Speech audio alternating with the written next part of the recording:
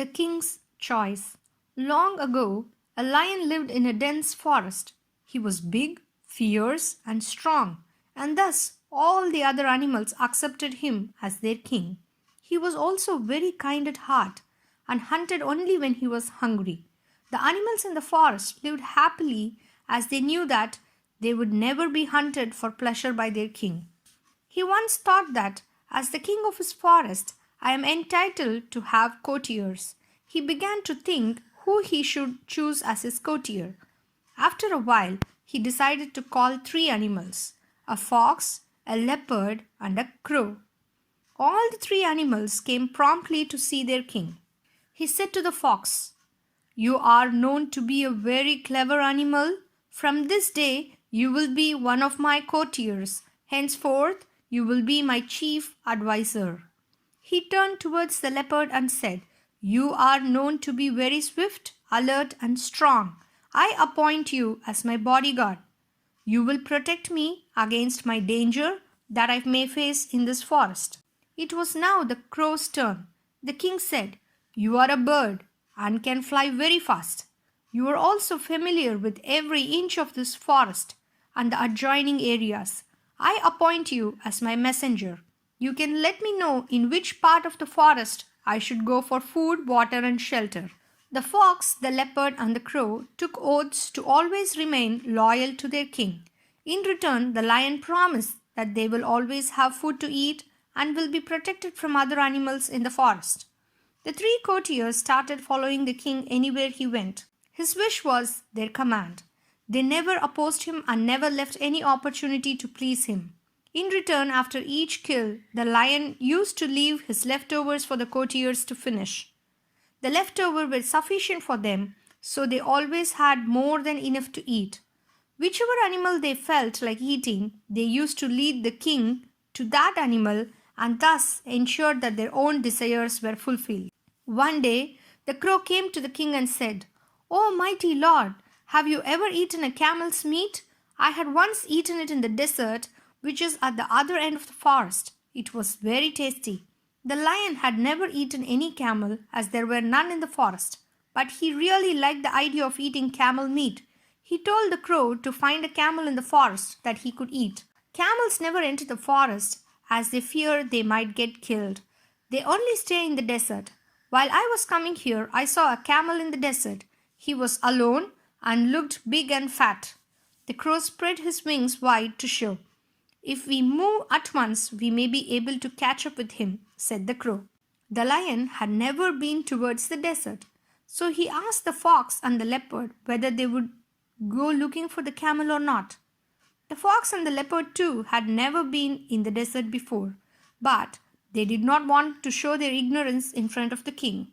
The fox said, "Your Majesty, I think it would be a good idea to look for the camel.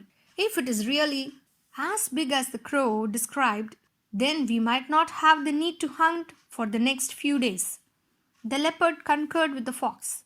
He said, "The crow can fly high, spot the camel easily, and can lead us to him." All the four left at once for the desert in search of the camel. At the edge of the jungle, the desert started. Once they were out in the desert, there was not even a trace of shady tree or water. As the blazing sun beat down on them, the sand below them became hotter with each passing moment. But they kept walking, all the while thinking about camel meat. The crow, who was flying high up in the cool breeze, called out, "Let's hurry up, Your Majesty. I can see the camel not too far from here." But the lion was very tired and had burnt his paws. He could not walk more and lay down under the sparse shade of a thorny bush. "Let's go back to the forest. I don't care for the camel meat," said the lion.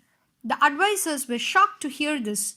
They knew that they had left the forest far behind and it was not possible for the king to walk back since he had burnt his paws. The leopard and the fox too had burned their paws and did not want to walk back to the forest. They also did not want to go back with empty stomachs. The clever fox immediately thought of a plan. He asked the leopard to wait alongside the king and asked the crow to lead him to the camel. When the fox saw the camel, he said, "Hello, my friend. The king of the forest needs your help. He is not well and cannot walk." You can help him by carrying him back to the forest.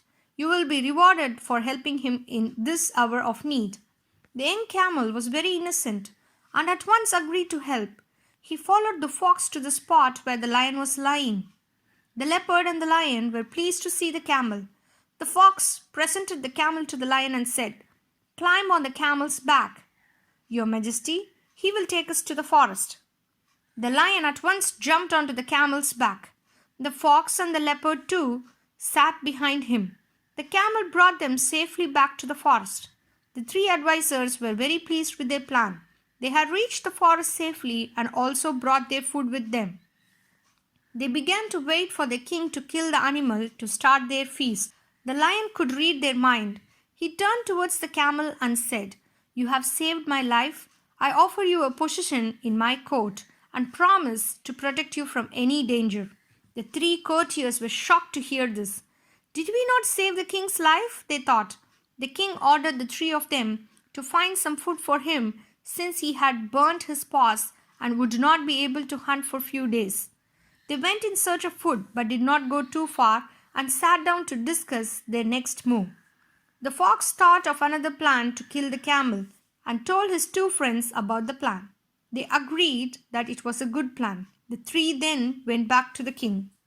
Upon reaching there, the crow spoke first. "Oh, mighty king, we were unable to find any food in the forest. Hence I offer myself to you. You can eat me and fill your stomach." The fox jumped in. "You are too small. I have more flesh than you. Let the king eat me instead. I am much bigger and have more flesh than both of you." "The king should eat me," said the leopard. The camel was watching all this. He said, "Your Majesty, you should eat me. I am the largest and all of you will have food to eat. These three are more useful to you than I am." Hearing this, the three courtiers became ready to pounce to the camel. But the king had other plans. He said, "Very well, I will eat all of you in the order that you have presented yourself. First, I will eat." Before the king could finish his sentence, the crow flew away. The fox and the leopard ran away as fast as they could. Only the camel stood his ground puzzled. The king laughed loudly. He turned towards the camel and said, "You have been loyal and true. From this day forth we shall be friends." The camel was surprised and very happy to hear this. Both the camel and the king were friends forever. The end.